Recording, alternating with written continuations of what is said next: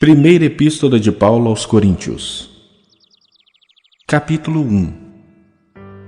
Paulo, chamado pela vontade de Deus para ser apóstolo de Jesus Cristo, e o irmão Sóstenes, à igreja de Deus que está em Corinto, aos santificados em Cristo Jesus, chamados para ser santos, com todos os que em todo lugar invocam o nome do nosso Senhor Jesus Cristo, Senhor deles e nosso, graça a vós outros e paz da parte de Deus nosso Pai e do Senhor Jesus Cristo. Sempre dou graças a meu Deus a vosso respeito, a propósito da sua graça que vos foi dada em Cristo Jesus, porque em tudo fostes enriquecidos nele, em toda a palavra e em todo o conhecimento, assim como o testemunho de Cristo tem sido confirmado em vós, de maneira que não vos falte nenhum dom, aguardando vós a revelação de nosso Senhor Jesus Cristo, o qual também vos confirmará até o fim, para serdes irrepreensíveis no dia de nosso Senhor Jesus Cristo. Fiel é Deus, pelo qual fostes chamados à comunhão de seu Filho Jesus Cristo, nosso Senhor. Rogo-vos, irmãos, pelo nome de nosso Senhor Jesus Cristo, que faleis todos a mesma coisa e que não haja entre vós divisões. Antes, sejais inteiramente unidos, na mesma disposição mental e no mesmo parecer. Pois a vosso respeito, meus irmãos, fui informado pelos da casa de Cloé de que há contendas entre vós. Refiro-me ao fato de cada um de vós dizer: eu sou de Paulo, e eu de Apolo, e eu de Cefas, e eu de Cristo. Acaso Cristo está dividido? Foi Paulo crucificado em favor de vós, ou fostes porventura batizados em nome de Paulo? Dou graças a Deus, porque a nenhum de vós batizei, exceto Crispo e Gaio, para que ninguém diga que fostes batizados em meu nome. Batizei também a casa de Estéfanas. Além destes, não me lembro se batizei algum outro.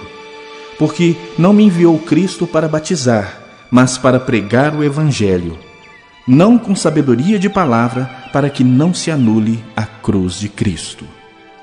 Certamente a palavra da cruz é loucura para os que se perdem, mas para nós que somos salvos, poder de Deus. Pois está escrito: destruirei a sabedoria dos sábios e aniquilarei a inteligência dos instruídos. Onde está o sábio? Onde o escriba? Onde o inquiridor deste século? Porventura não tornou Deus louca a sabedoria do mundo? Visto como na sabedoria de Deus o mundo não o conheceu por sua própria sabedoria, aprove a Deus salvar os que creem pela loucura da pregação. Porque tanto os judeus pedem sinais, como os gregos buscam sabedoria. Mas nós pregamos a Cristo crucificado, escândalo para os judeus, loucura para os gentios. Mas para os que foram chamados, tanto judeus como gregos, pregamos a Cristo, poder de Deus e sabedoria de Deus. Porque a loucura de Deus é mais sábia do que os homens, e a fraqueza de Deus é mais forte do que os homens. Irmãos, reparai, pois, na vossa vocação, visto que não foram chamados muitos sábios segundo a carne, nem muitos poderosos, nem muitos de nobre nascimento. Pelo contrário, Deus escolheu as coisas loucas do mundo para envergonhar os sábios, e escolheu as coisas fracas do mundo para envergonhar as fortes. E Deus escolheu as coisas humildes do mundo, e as desprezadas, e aquelas que não são, para reduzir a nada as que são, a fim de que ninguém se vanglorie na presença de Deus. Mas vós sois dele, em Cristo Jesus, o qual se nos tornou da parte de Deus sabedoria e justiça e santificação e redenção, para que, como está escrito, aquele que se gloria, glorie-se no Senhor.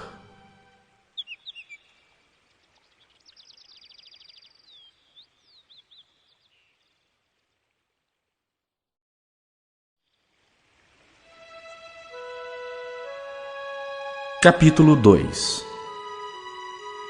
Eu, irmãos, quando fui ter convosco, anunciando-vos o testemunho de Deus, não fiz com ostentação de linguagem ou de sabedoria, porque decidi nada saber entre vós, senão a Jesus Cristo e este crucificado.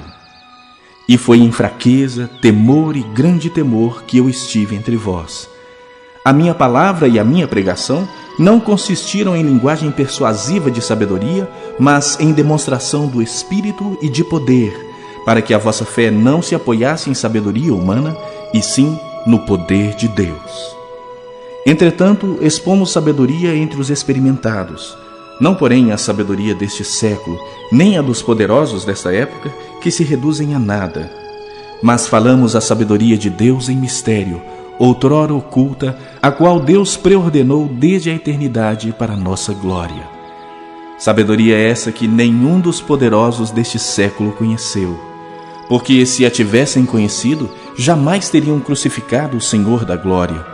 Mas, como está escrito, nem olhos viram, nem ouvidos ouviram, nem jamais penetrou em coração humano o que Deus tem preparado para aqueles que o amam.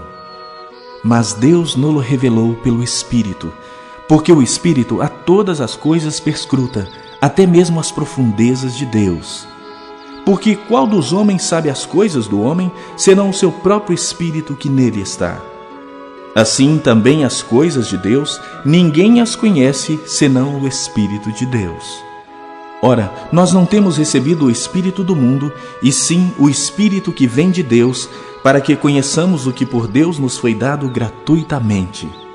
Disto também falamos, não em palavras ensinadas pela sabedoria humana, mas ensinadas pelo Espírito, conferindo coisas espirituais com espirituais.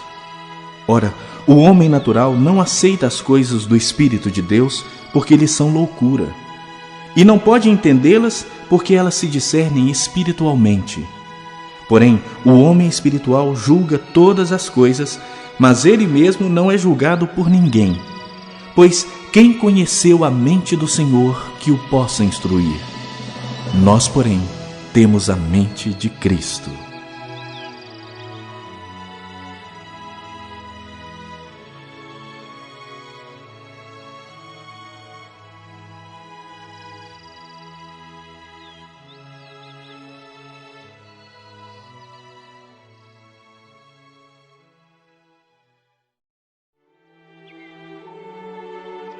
Capítulo 3. Eu, porém, irmãos, não vos pude falar como a espirituais, e sim como a carnais, como a crianças em Cristo. Leite vos dei a beber, não vos dei alimento sólido, porque ainda não podíeis suportá-lo. Nem ainda agora podeis, porque ainda sois carnais. Porque, havendo entre vós ciúmes e contendas, não é assim que sois carnais e andais segundo o homem? Quando, pois, alguém diz, eu sou de Paulo, e outro, eu de Apolo, não é evidente que andais segundo os homens? Quem é Apolo? E quem é Paulo? Servos por meio de quem crestes, e isso conforme o Senhor concedeu a cada um.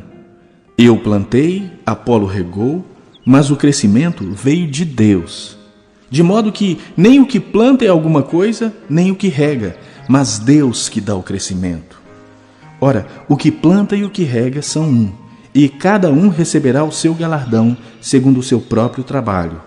Porque de Deus somos cooperadores, lavoura de Deus, edifício de Deus sois vós. Segundo a graça que me foi dada, lancei o fundamento como prudente construtor, e outro edifica sobre ele. Porém, cada um veja como edifica. Porque ninguém pode lançar outro fundamento além do que foi posto, o qual é Jesus Cristo.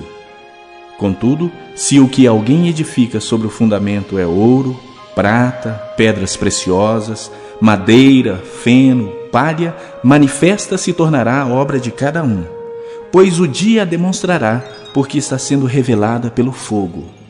E qual seja a obra de cada um, o próprio fogo o provará. Se permanecer a obra de alguém que sobre o fundamento edificou, esse receberá galardão. Se a obra de alguém se queimar, sofrerá ele dano, mas esse mesmo será salvo todavia, como que através do fogo. Não sabeis que sois santuário de Deus e que o Espírito de Deus habita em vós? Se alguém destruir o santuário de Deus, Deus o destruirá, porque o santuário de Deus que sois vós é sagrado. Ninguém se engane a si mesmo. Se alguém dentre vós se tem por sábio neste século, faça-se estulto para se tornar sábio. Porque a sabedoria deste mundo é loucura diante de Deus. Porquanto está escrito, ele apanha os sábios na própria estultícia deles. E outra vez, o Senhor conhece os pensamentos dos sábios, que são pensamentos vãos. Portanto, ninguém se glorie nos homens, porque tudo é vosso. Seja Paulo, seja Apolo, seja Cefas, seja o mundo, seja a vida, seja a morte, sejam as coisas presentes, sejam as futuras, tudo é vosso, e vós de Cristo, e Cristo de Deus.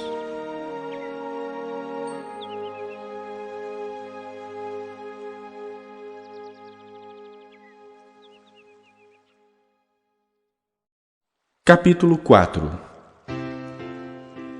Assim, pois, importa que os homens nos considerem como ministros de Cristo e despenseiros dos mistérios de Deus. Ora, além disso, o que se requer dos despenseiros é que cada um deles seja encontrado fiel. Todavia, a mim muito pouco se me dá de ser julgado por vós ou por tribunal humano, nem eu tampouco julgo a mim mesmo. Porque de nada me argui a consciência. Contudo, nem por isso me dou por justificado, pois quem me julga é o Senhor. Portanto, nada julgueis antes do tempo, até que venha o Senhor, o qual não somente trará à plena luz as coisas ocultas das trevas, mas também manifestará os desígnios dos corações. E então, cada um receberá o seu louvor da parte de Deus. Essas coisas, irmãos, apliquei-as figuradamente a mim mesmo e a Apolo por vossa causa, para que, por nosso exemplo, aprendais isto. Não ultrapasseis o que está escrito, a fim de que ninguém se ensoberbeça a favor de um em detrimento de outro. E que tens tu que não tenhas recebido?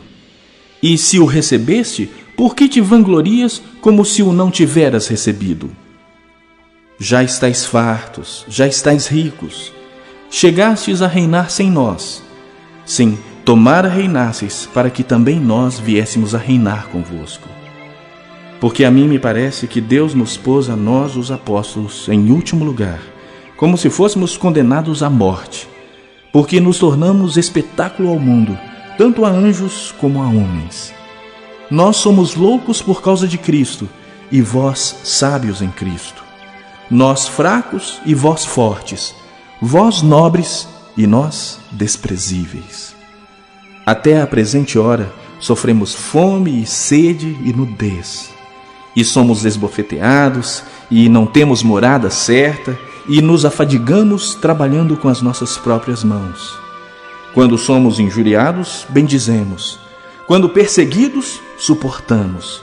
Quando caluniados, procuramos conciliação. Até agora, temos chegado a ser considerados lixo do mundo, escória de todos. Não vos escrevo essas coisas para vos envergonhar. Pelo contrário, para vos admoestar como a filhos meus amados. Porque, ainda que tivesseis milhares de preceptores em Cristo, não teríeis, contudo, muitos pais.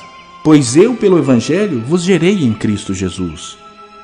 Admoesto-vos, portanto, a que sejais meus imitadores. Por esta causa vos mandei Timóteo, que é o meu filho amado e fiel no Senhor, o qual vos lembrará os meus caminhos em Cristo Jesus, como por toda parte ensino em cada igreja.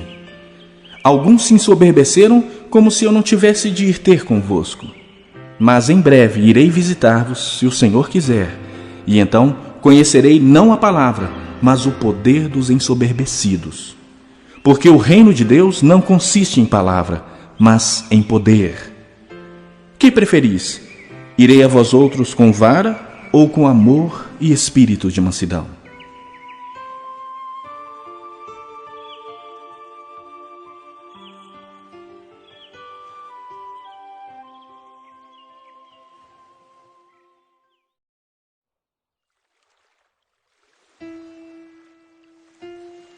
Capítulo 5. Geralmente se ouve que há entre vós imoralidade, e imoralidade tal como nem mesmo entre os gentios, isto é, haver quem se atreva a possuir a mulher de seu próprio pai. E contudo, andais vós ensoberbecidos e não chegastes a lamentar, para que fosse tirado do vosso meio quem tamanho ultraje praticou? Eu, na verdade, ainda que ausente em pessoa, mas presente em espírito, já sentenciei como se estivesse presente, que o autor de tal infâmia seja em nome do Senhor Jesus, reunidos vós e o meu espírito, com o poder de Jesus nosso Senhor, entregue a Satanás para a destruição da carne, a fim de que o espírito seja salvo no dia do Senhor Jesus. Não é boa a vossa jactância. Não sabeis que um pouco de fermento leveda a massa toda? Lançai fora o velho fermento, para que sejais nova massa, como sois de fato, sem fermento. Pois também Cristo, nosso Cordeiro Pascal, foi imolado. Por isso, celebremos a festa não com o velho fermento, nem com o fermento da maldade e da malícia, e sim com os asmos da sinceridade e da verdade. Já em carta vos escrevi que não vos associeis com os impuros. Refiro-me com isso não propriamente aos impuros deste mundo, ou aos avarentos, ou roubadores, ou idólatras, pois nesse caso terias de sair do mundo. Mas agora vos escrevo que não vos associeis com alguém que, dizendo-se irmão, for impuro, ou avarento, ou idólatra, ou maldizente, ou beberrão, ou roubador. Com esse tal, nem ainda comais. Pois com que direito haveria eu de julgar os de fora? Não julgais vós os de dentro? Os de fora, porém, Deus os julgará. Expulsai, pois, de entre vós o malfeitor.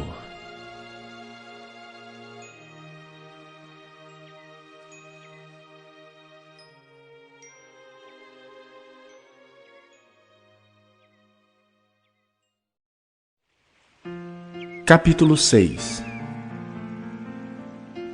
Aventura-se algum de vós, tendo questão contra outro, a submetê-la a juízo perante os injustos e não perante os santos? Ou não sabeis que os santos hão de julgar o mundo? Ora, se o mundo deverá ser julgado por vós, sois acaso indignos de julgar as coisas mínimas? Não sabeis que havemos de julgar os próprios anjos? Quanto mais as coisas dessa vida. Entretanto, vós, quando tendes a julgar negócios terrenos, constituís um tribunal daqueles que não têm nenhuma aceitação na igreja. Para vergonha vô-lo digo. Não há, porventura, nenhum sábio entre vós que possa julgar no meio da irmandade? Mas irá um irmão a juízo contra outro irmão, e isso perante incrédulos. O só existir entre vós demandas já é completa derrota para vós outros. Por que não sofreis antes a injustiça? Por que não sofreis antes o dano? Mas vós mesmos fazeis a injustiça e fazeis o dano, e isso aos próprios irmãos. Ou não sabeis que os injustos não herdarão o reino de Deus? Não vos enganeis, nem impuros, nem idólatras, nem adúlteros, nem efeminados, nem sodomitas, nem ladrões, nem avarentos, nem bêbados, nem maldizentes, nem roubadores herdarão o reino de Deus. Tais fostes alguns de vós, mas vós vos lavastes, mas fostes santificados, mas fostes justificados em o nome do Senhor Jesus Cristo e no Espírito do nosso Deus. Todas as coisas me são lícitas, mas nem todas convêm. Todas as coisas me são lícitas, mas eu não me deixarei dominar por nenhuma delas. Os alimentos são para o estômago e o estômago para os alimentos, mas Deus destruirá tanto estes como aquele. Porém, o corpo não é para a impureza, mas para o Senhor, e o Senhor para o corpo. Deus ressuscitou o Senhor e também nos ressuscitará a nós pelo seu poder. Não sabeis que os vossos corpos são membros de Cristo? E eu, porventura, tomaria os membros de Cristo e os faria membros de meretriz? Absolutamente não. Ou não sabeis que o homem que se une à prostituta forma um só corpo com ela? Porque, como se diz, serão os dois uma só carne. Mas aquele que se une ao Senhor é um espírito com ele. Fugi da impureza. Qualquer outro pecado que uma pessoa cometer é fora do corpo, mas aquele que pratica a imoralidade peca contra o próprio corpo. Acaso não sabeis que o vosso corpo é santuário do Espírito Santo que está em vós, o qual tendes da parte de Deus, e que não sois de vós mesmos? Porque fostes comprados por preço. Agora, pois, glorificai a Deus no vosso corpo.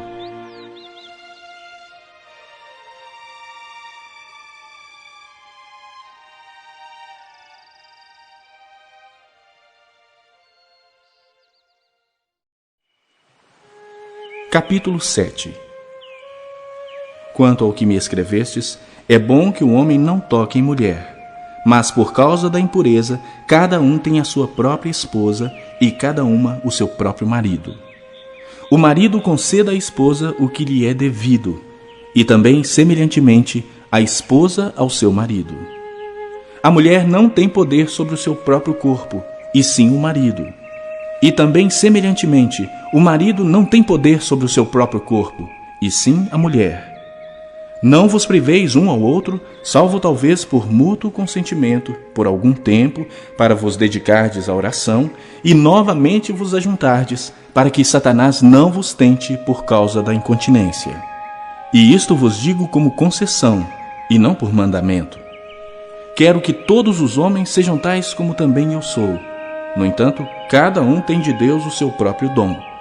Um, na verdade, de um modo, outro de outro. E aos solteiros e viúvos, digo que lhes seria bom se permanecessem no estado em que também eu vivo. Caso, porém, não se dominem, que se casem, porque é melhor casar do que viver abrasado. Ora, aos casados ordeno não eu, mas o Senhor, que a mulher não se separe do marido. Se, porém, ela vier a separar-se, que não se case ou que se reconcilie com seu marido, e que o marido não se aparte de sua mulher. Aos mais digo eu, não o Senhor. Se algum irmão tem mulher incrédula, e esta consente em morar com ele, não a abandone. E a mulher que tem marido incrédulo, e este consente em viver com ela, não deixe o marido. Porque o marido incrédulo é santificado no convívio da esposa, e a esposa incrédula é santificada no convívio do marido crente. De outra sorte, os vossos filhos seriam impuros, porém agora são santos. Mas, se o descrente quiser apartar-se, que se aparte. Em tais casos, não fica sujeito à servidão nem o irmão, nem a irmã. Deus vos tem chamado à paz. Pois como sabes, ó mulher, se salvarás teu marido? Ou como sabes, ó marido, se salvarás tua mulher? Ande cada um segundo o Senhor lhes tem distribuído, cada um conforme Deus o tem chamado. É assim que ordenem todas as igrejas. Foi alguém chamado estando incircunciso, não se faça circuncidar. A circuncisão em si não é nada. A incircuncisão também nada é, mas o que vale é guardar as ordenanças de Deus. Cada um permaneça na vocação em que foi chamado. Fostes chamado sendo escravo, não te preocupes com isso. Mas se ainda podes tornar-te livre, aproveita a oportunidade. Porque o que foi chamado no Senhor sendo escravo é liberto do Senhor. Semelhantemente, o que foi chamado sendo livre é escravo de Cristo. Por preço fostes comprados, não vos torneis escravos de homens. Irmãos, cada um permaneça diante de Deus naquilo em que foi chamado. Com respeito às virgens, não tenho mandamento do Senhor. Porém, dou minha opinião, como tendo recebido do Senhor a misericórdia de ser fiel. Considero, por causa da angustiosa situação presente, ser bom para o homem permanecer assim como está. Estás casado? Não procures separar-te. Estás livre de mulher? Não procures casamento. Mas se te casares, com isso não pecas. E também se a virgem se casar, por isso não peca. Ainda assim, tais pessoas sofrerão angústia na carne, e eu quisera poupar-vos. Isto, porém, vos digo, irmãos, o tempo se abrevia. O que resta é que não só os casados sejam como se não fossem, mas também os que choram como se não chorassem, e os que se alegram como se não se alegrassem, e os que compram como se nada possuíssem, e os que se utilizam do mundo como se dele não usassem, porque a aparência deste mundo passa. o que realmente eu quero é que estejais livres de preocupações. Quem não é casado, cuida das coisas do Senhor, de como agradar ao Senhor. Mas o que se casou, cuida das coisas do mundo, de como agradar à esposa, e assim está dividido. Também a mulher, tanto a viúva como a virgem, cuida das coisas do Senhor para ser santa, assim como no corpo e no espírito. A que se casou, porém, se preocupa com as coisas do mundo, de como agradar ao marido. Digo isso em favor dos vossos próprios interesses. Não que eu pretenda enredar-vos, mas somente para o que é decoroso e vos facilite o consagrar-vos desimpedidamente ao Senhor. Entretanto, se alguém julga que trata sem decoro a sua filha, estando já a passar-lhe a flor da idade, e as circunstâncias o exigem, faça o que quiser, não peca, que se casem. Todavia, o que está firme em seu coração, não tendo necessidade, mas domínio sobre o seu próprio arbítrio, e isso bem firmado no seu ânimo, para conservar virgem a sua filha, bem fará. E assim, quem casa a sua filha virgem faz bem, quem não a casa faz melhor. A mulher está ligada enquanto vive o marido. Contudo, se falecer o marido, fica livre para casar com quem quiser, mas somente no Senhor. Todavia, será mais feliz se permanecer viúva, segundo a minha opinião. E penso que também eu tenho o Espírito de Deus.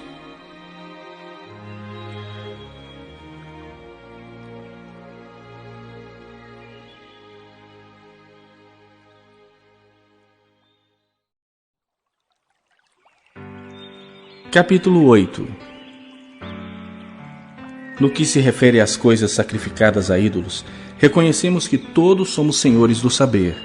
O saber ensoberbece, mas o amor edifica. Se alguém julga saber alguma coisa, com efeito não aprendeu ainda como convém saber.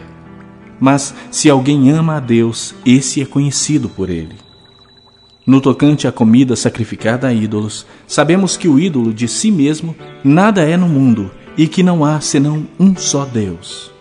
Porque ainda que há também alguns que se chamem deuses, quer no céu ou sobre a terra, como há muitos deuses e muitos senhores, todavia, para nós há um só Deus, o Pai, de quem são todas as coisas e para quem existimos. E um só Senhor, Jesus Cristo, pelo qual são todas as coisas, e nós também por ele. Entretanto, não há esse conhecimento em todos, porque alguns, por efeito da familiaridade até agora com o ídolo, ainda comem dessas coisas como a ele sacrificadas, e a consciência destes, por ser fraca, vem a contaminar-se. Não é a comida que nos recomendará a Deus, pois nada perderemos se não comermos, e nada ganharemos se comermos. Vede, porém, que esta vossa liberdade não venha de algum modo a ser tropeço para os fracos. Porque se alguém te vir a ti, que és dotado de saber, à mesa em templo de ídolo, não será a consciência do que é fraco induzida a participar de comidas sacrificadas a ídolos? E assim, por causa do teu saber, perece o irmão fraco pelo qual Cristo morreu. E deste modo, pecando contra os irmãos, golpeando-lhes a consciência fraca, é contra Cristo que pecais. E por isso, se a comida serve de escândalo a meu irmão, nunca mais comerei carne, para que não venha a escandalizá-lo.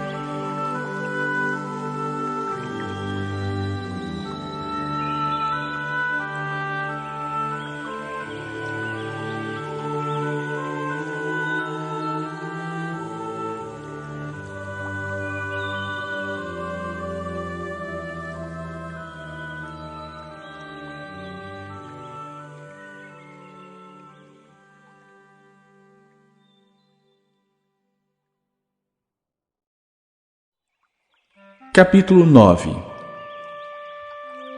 Não sou eu porventura livre? Não sou apóstolo? Não vi Jesus nosso Senhor? Acaso não sois fruto do meu trabalho no Senhor? Se não sou apóstolo para outrem, certamente o sou para vós outros, porque vós sois o selo do meu apostolado no Senhor. A minha defesa perante os que me interpelam é esta: não temos nós o direito de comer e beber? E também o de fazer-nos acompanhar de uma mulher irmã, como fazem os demais apóstolos, e os irmãos do Senhor e Cefas? Ou somente eu e Barnabé não temos direito de deixar de trabalhar? Quem jamais vai à guerra à sua própria custa? Quem planta a vinha e não come do seu fruto? Ou quem apacenta um rebanho e não se alimenta do leite do rebanho? Porventura falo isso como homem, ou não o diz também a lei? Porque na lei de Moisés está escrito: não atarás a boca ao boi quando pisa o trigo. Acaso é com bois que Deus se preocupa? Ou é seguramente por nós que ele o diz? Certo que é por nós que está escrito: pois o que lavra, cumpre fazê-lo com esperança. O que pisa o trigo, faça-o na esperança de receber a parte que lhe é devida. Se nós vos semeamos as coisas espirituais, será muito recolhermos de vós bens materiais? Se outros participam desse direito sobre vós, não temos nós em maior medida? Entretanto, não usamos desse direito. Antes suportamos tudo, para não criarmos qualquer obstáculo ao Evangelho de Cristo. Não sabeis vós que os que prestam serviços sagrados do próprio templo se alimentam? E quem serve ao altar, do altar tira o seu sustento? Assim ordenou também o Senhor aos que pregam o Evangelho, que vivam do Evangelho. Eu, porém, não me tenho servido de nenhuma dessas coisas, e não escrevo isso para que assim se faça comigo, porque melhor me fora morrer antes que alguém me anule esta glória. Se anuncio o Evangelho, não tenho de que me gloriar, pois sobre mim pesa essa obrigação. Porque ai de mim se não pregar o Evangelho. Se o faço de livre vontade, tenho galardão. Mas, se constrangido, é então a responsabilidade de despenseiro que me está confiada. Nesse caso, qual é o meu galardão? É que, evangelizando, proponha de graça o Evangelho, para não me valer do direito que ele me dá. Porque, sendo livre de todos, fiz-me escravo de todos, a fim de ganhar o maior número possível. Procedi para com os judeus como judeu, a fim de ganhar os judeus. Para os que vivem sob o regime da lei, como se eu mesmo assim vivesse, para ganhar os que vivem debaixo da lei, embora não esteja eu debaixo da lei. Aos sem lei, como se eu mesmo fosse, não estando sem lei para com Deus, mas debaixo da lei de Cristo, para ganhar os que vivem fora do regime da lei. Fiz-me fraco para com os fracos, com o fim de ganhar os fracos. Fiz-me tudo para com todos, com o fim de, por todos os modos, salvar alguns. Tudo faço por causa do Evangelho, com o fim de me tornar cooperador com ele. Não sabeis vós que os que correm no estádio, todos na verdade correm, mas um só leva o prêmio? Correi de tal maneira que o alcanceis. Todo atleta em tudo se domina. Aqueles para alcançar uma coroa corruptível, nós, porém, a incorruptível. Assim corro também eu, não sem meta. Assim luto, não como desferindo golpes no ar, mas esmurro o meu corpo e o reduzo à escravidão, para que, tendo pregado a outros, não venha eu mesmo a ser desqualificado.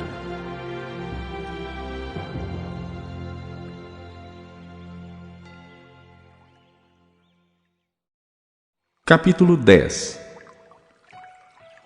Ora, irmãos, não quero que ignoreis que nossos pais estiveram todos sob a nuvem e todos passaram pelo mar, tendo sido todos batizados, assim na nuvem como no mar, com respeito a Moisés. Todos eles comeram de um só manjar espiritual e beberam da mesma fonte espiritual, porque bebiam de uma pedra espiritual que os seguia, e a pedra era Cristo. Entretanto, Deus não se agradou da maioria deles, razão porque ficaram prostrados no deserto. Ora, estas coisas se tornaram exemplos para nós, a fim de que não cobicemos as coisas más como eles cobiçaram. Não vos façais, pois, idólatras como alguns deles. Porquanto está escrito: o povo assentou-se para comer e beber, e levantou-se para divertir-se. E não pratiquemos imoralidade, como alguns deles o fizeram, e caíram num só dia 23.000.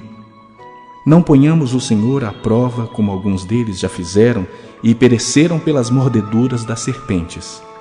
Nem murmureis como alguns deles murmuraram e foram destruídos pelo exterminador. Estas coisas lhes sobrevieram como exemplos e foram escritas para advertência nossa, de nós outros, sobre quem os fins dos séculos têm chegado. Aquele, pois, que pensa estar em pé, veja que não caia. Não vos sobreveio tentação que não fosse humana, mas Deus é fiel e não permitirá que sejais tentados além das vossas forças. Pelo contrário, juntamente com a tentação vos proverá livramento, de sorte que a possais suportar. Portanto, meus amados, fugi da idolatria. Falo como a criteriosos. Julgai vós mesmos o que digo. Porventura, o cálice da bênção que abençoamos não é a comunhão do sangue de Cristo? O pão que partimos não é a comunhão do corpo de Cristo? Porque nós, embora muitos, somos unicamente um pão, um só corpo, porque todos participamos do único pão. Considerai o Israel segundo a carne. Não é certo que aqueles que se alimentam dos sacrifícios são participantes do altar? Que digo, pois? Que o sacrificado ao ídolo é alguma coisa? Ou que o próprio ídolo tem algum valor? Antes digo que as coisas que eles sacrificam é a demônios que as sacrificam, e não a Deus. E eu não quero que vos torneis associados aos demônios. Não podeis beber o cálice do Senhor e o cálice dos demônios. Não podeis ser participantes da mesa do Senhor e da mesa dos demônios. Ou provocaremos zelos no Senhor? Somos acaso mais fortes do que Ele? Todas as coisas são lícitas, mas nem todas convêm. Todas são lícitas, mas nem todas edificam. Ninguém busque o seu próprio interesse, e sim o de outrem. Comei de tudo que se vende no mercado, sem nada perguntardes por motivo de consciência, porque do Senhor é a terra e a sua plenitude. Se algum dentre os incrédulos vos convidar e quiserdes ir, comei de tudo que for posto diante de vós, sem nada perguntardes por motivo de consciência. Porém, se alguém vos disser, isto é coisa sacrificada a ídolo, não comais, por causa daquele que vos advertiu e por causa da consciência. Consciência, digo, não a tua propriamente, mas a do outro. Pois por que há de ser julgada a minha liberdade pela consciência alheia? Se eu participo com ações de graças, por que hei de ser vituperado por causa daquilo por que dou graças? Portanto, quer comais, quer bebais, ou façais outra coisa qualquer, fazei tudo para a glória de Deus. Não vos torneis causa de tropeço nem para judeus, nem para gentios, nem tampouco para a igreja de Deus, assim como também eu procuro em tudo ser agradável a todos, não buscando o meu próprio interesse, mas o de muitos, para que sejam salvos.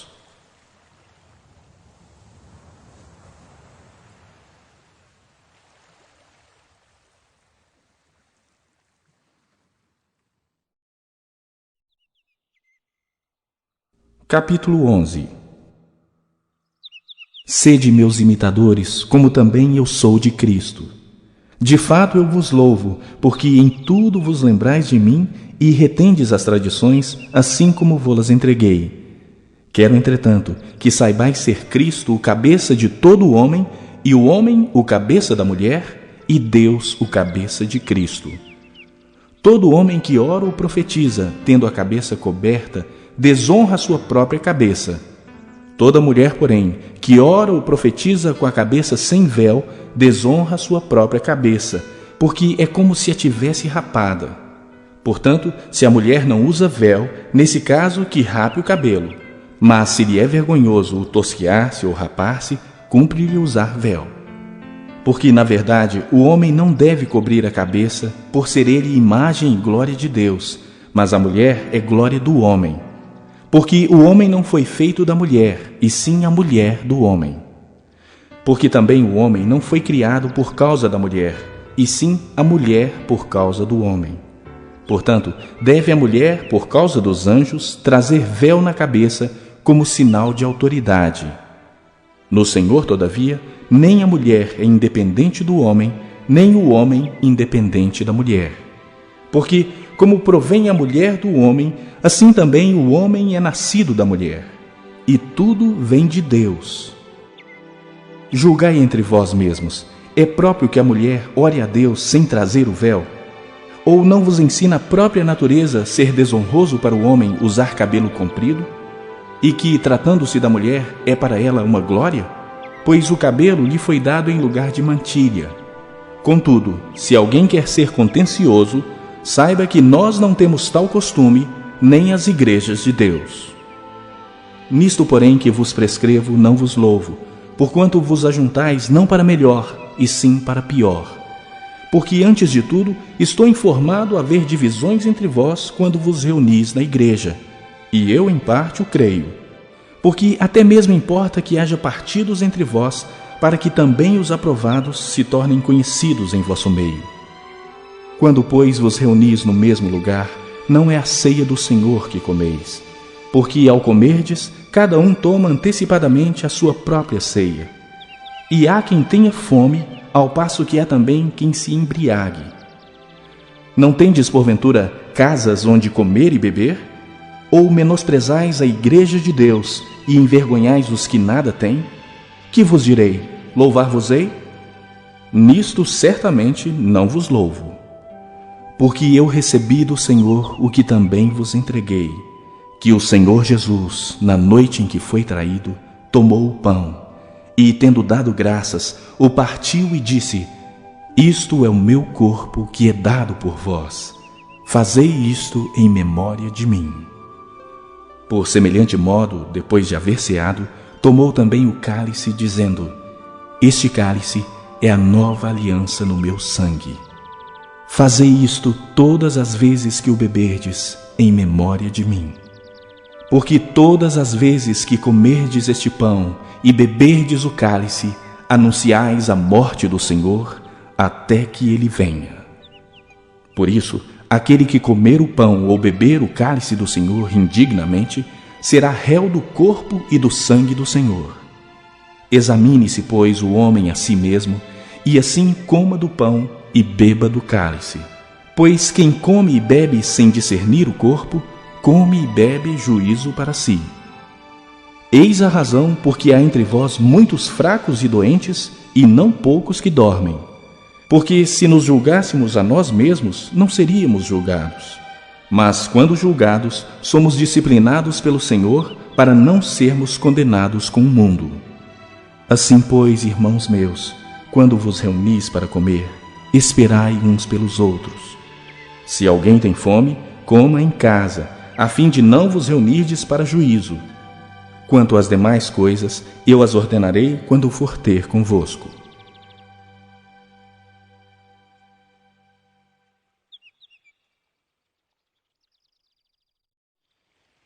Capítulo 12. A respeito dos dons espirituais, não quero, irmãos, que sejais ignorantes.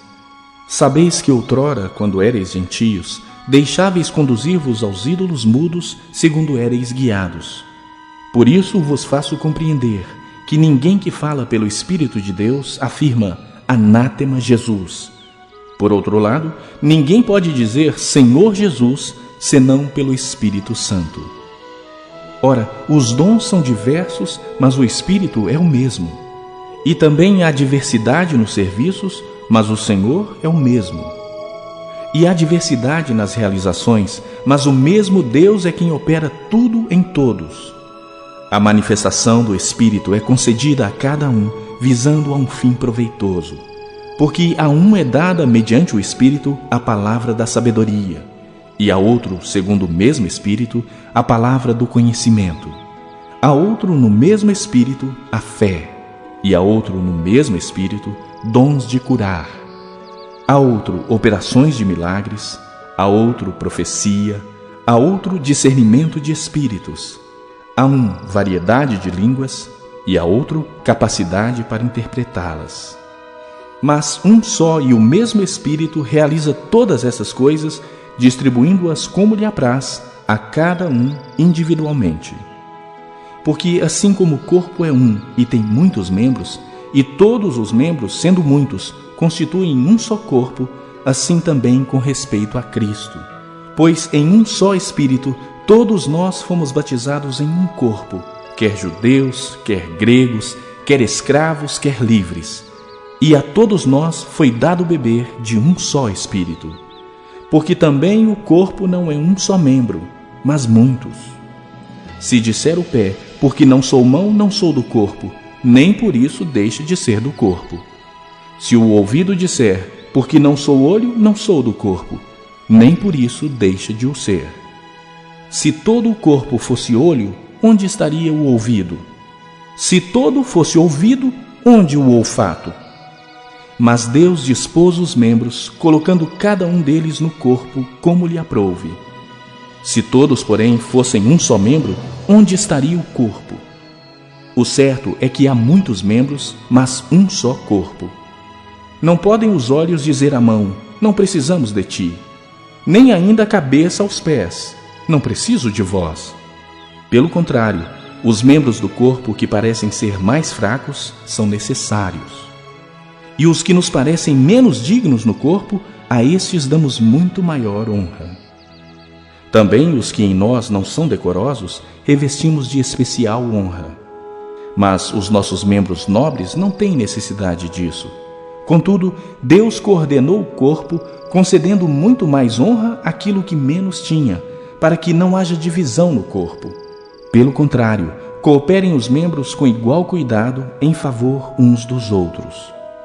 De maneira que, se um membro sofre, todos sofrem com ele. E se um deles é honrado, com ele todos se regozijam. Ora, vós sois corpo de Cristo, e individualmente membros desse corpo. A uns estabeleceu Deus na igreja, primeiramente apóstolos, em segundo lugar, profetas, em terceiro lugar, mestres, depois operadores de milagres, depois dons de curar, socorros, governos, variedades de línguas. Porventura são todos apóstolos? Ou todos profetas? São todos mestres? Ou operadores de milagres? Têm todos dons de curar? Falam todos em outras línguas? Interpretam-nas todos? Entretanto, procurai com zelo os melhores dons. E eu passo a mostrar-vos ainda um caminho sobremodo excelente.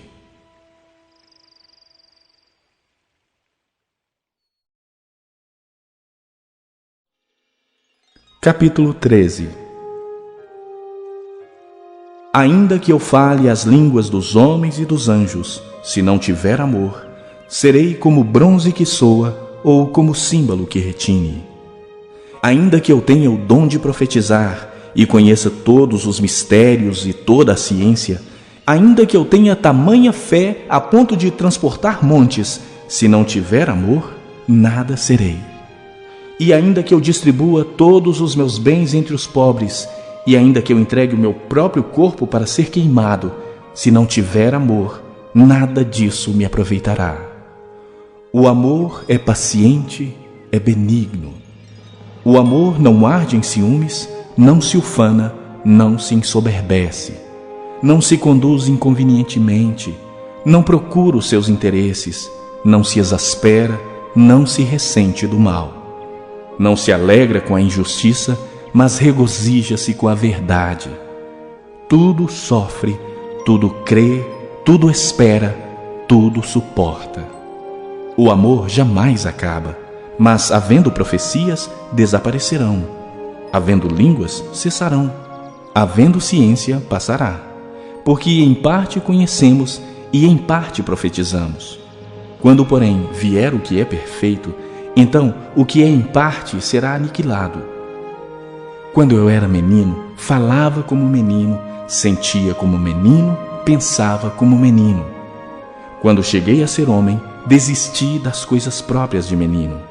Porque agora vemos como em espelho, obscuramente. Então veremos face a face.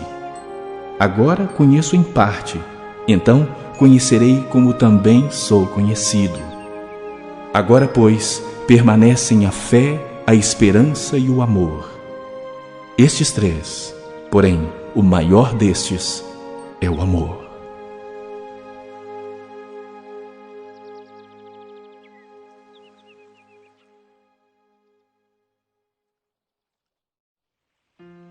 Capítulo 14.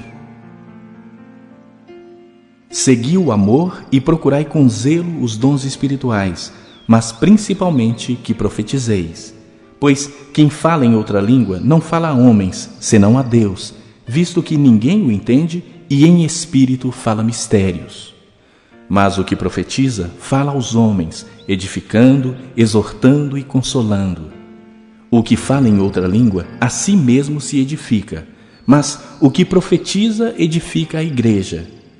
Eu quisera que vós todos falassem em outras línguas, muito mais, porém, que profetizasseis, pois quem profetiza é superior ao que fala em outras línguas, salvo se as interpretar, para que a igreja receba edificação. Agora, porém, irmãos, se eu for ter convosco falando em outras línguas, em que vos aproveitarei, se não vos falar por meio de revelação, ou de ciência, ou de profecia, ou de doutrina? É assim que os instrumentos inanimados, como a flauta ou a cítara, quando emitem sons, se não os derem bem distintos, como se reconhecerá o que se toca na flauta ou cítara? Pois também, se a trombeta der som incerto, quem se preparará para a batalha? Assim vós, se com a língua não disserdes palavra compreensível, como se entenderá o que dizeis? Porque estareis como se falasseis ao ar. Há, sem dúvida, muitos tipos de vozes no mundo, nenhum deles, contudo, sem sentido. Se eu, pois, ignorar a significação da voz, serei estrangeiro para aquele que fala, e ele estrangeiro para mim. Assim também vós, visto que desejais dons espirituais, procurai progredir para a edificação da igreja. Pelo que o que fala em outra língua deve orar para que a possa interpretar. Porque se eu orar em outra língua, o meu espírito ora de fato, mas a minha mente fica infrutífera. Que farei, pois?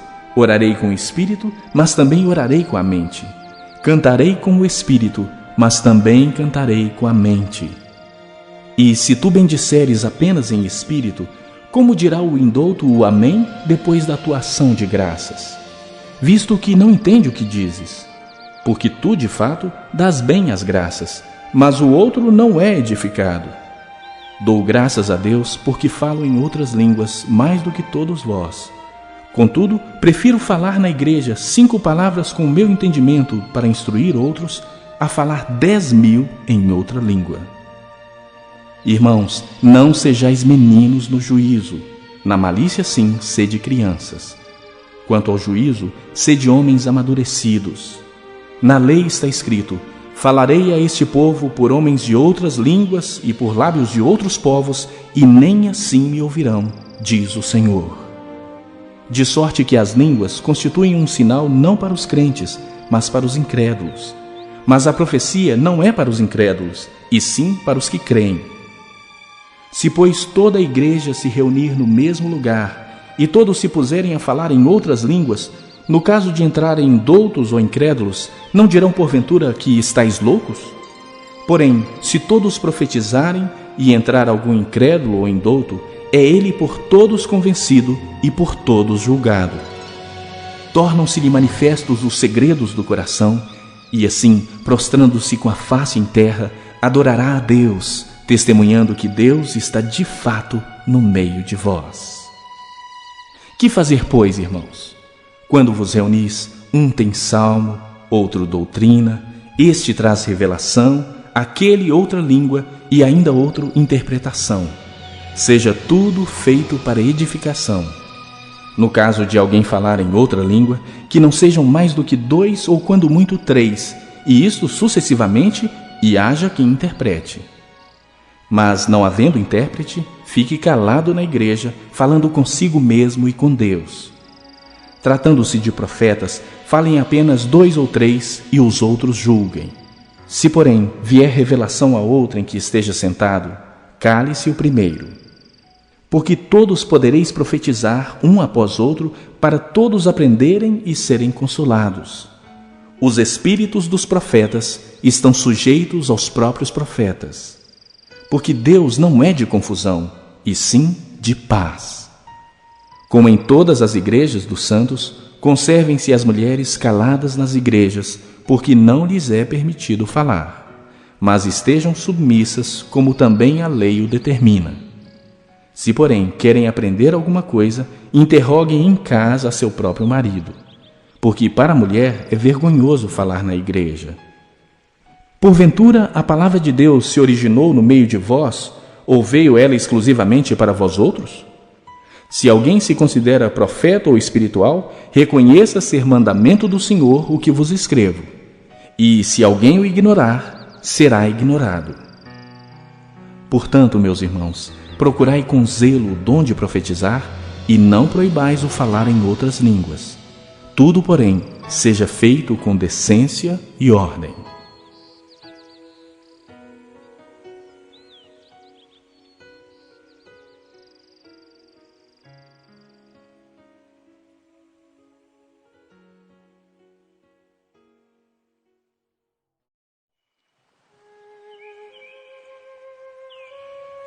Capítulo 15.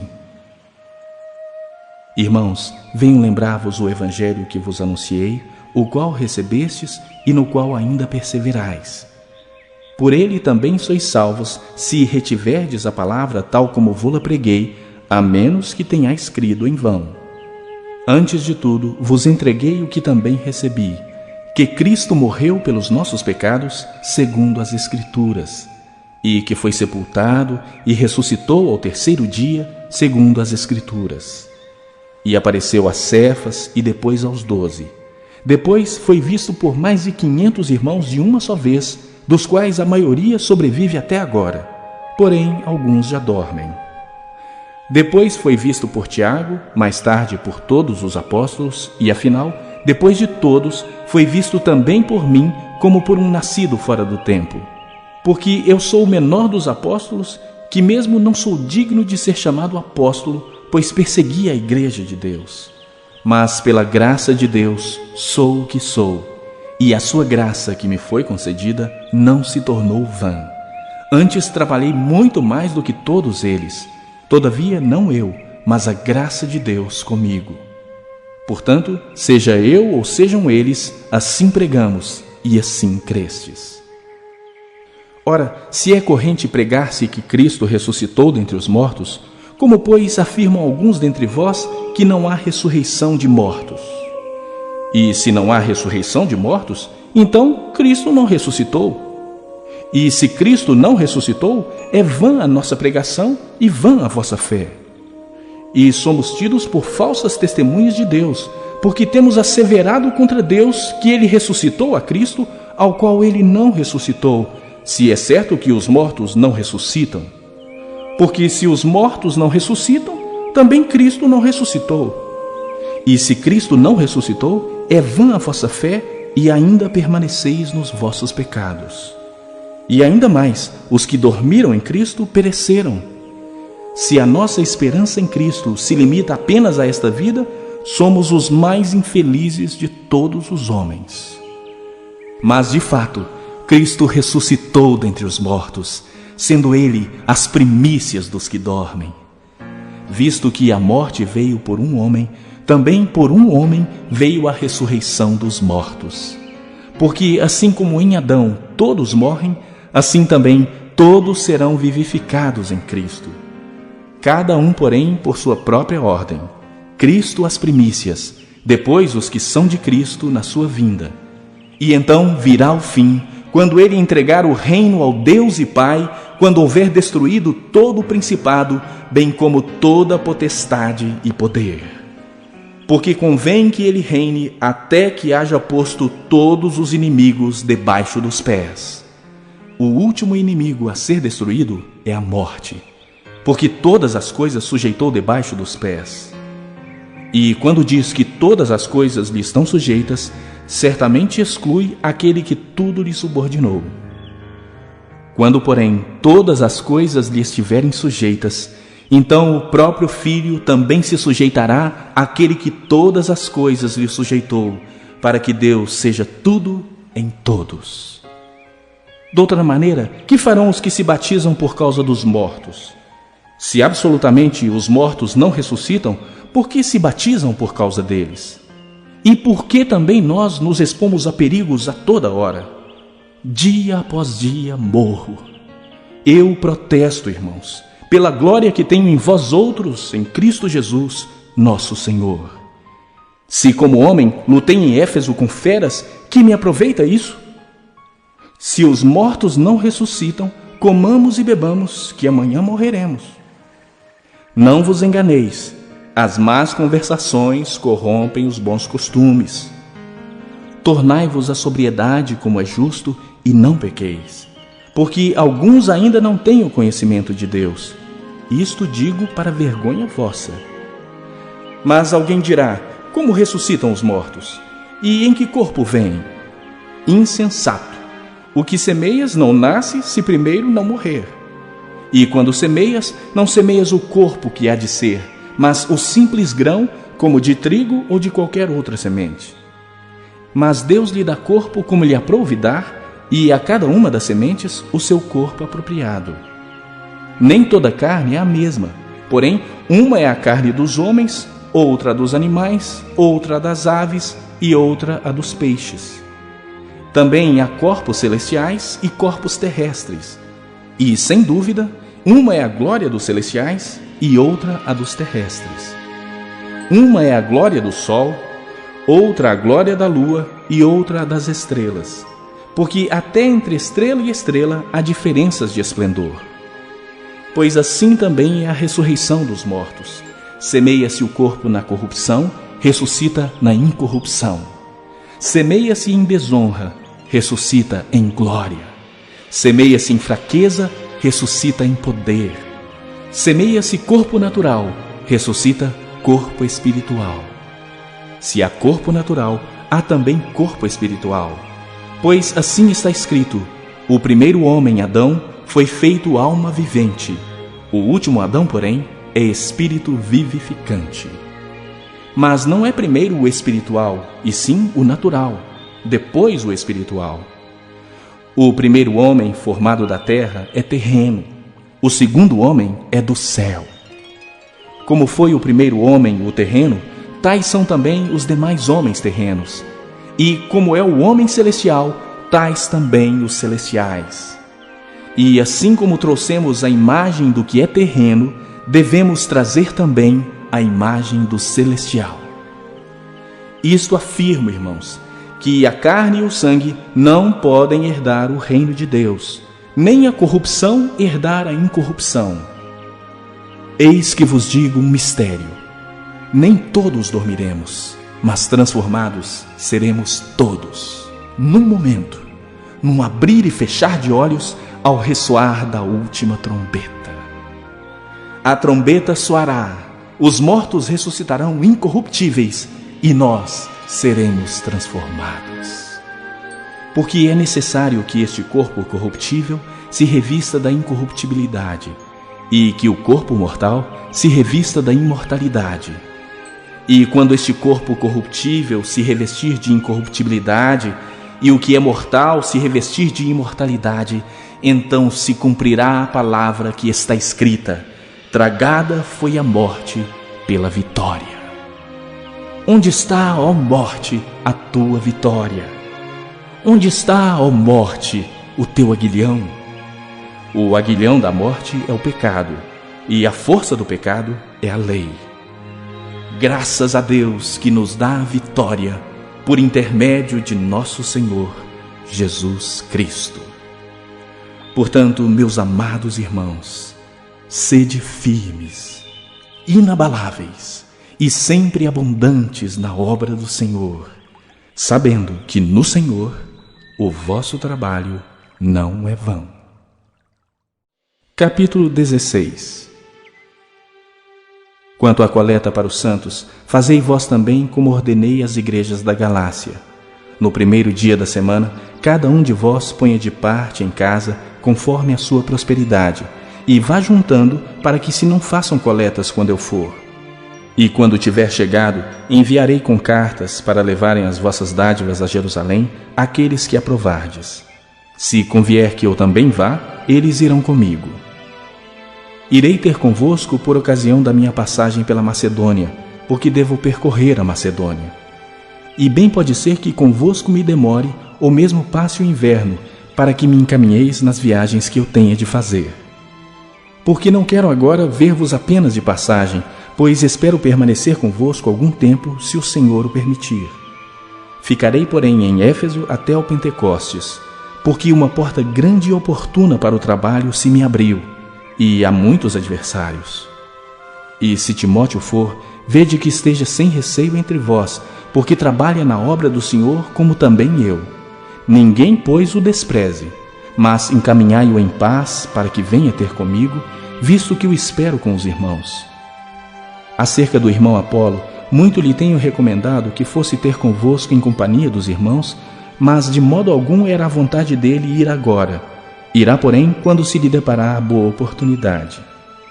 Sede vigilantes, permanecei firmes na fé, portai-vos varonilmente, fortalecei-vos. Todos os vossos atos sejam feitos com amor. E agora, irmãos, eu vos peço o seguinte: sabeis que a casa de Estéfanas são as primícias da Acaia e que se consagram ao serviço dos santos. Que também vos sujeiteis a esses tais, como também a todo aquele que é cooperador e obreiro.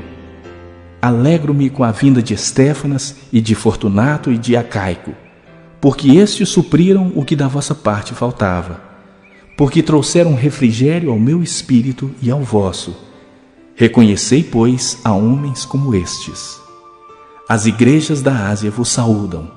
No Senhor, muito vos saúdam Áquila e Priscila, e bem assim a igreja que está na casa deles. Todos os irmãos vos saúdam. Saudai-vos uns aos outros com ósculo santo.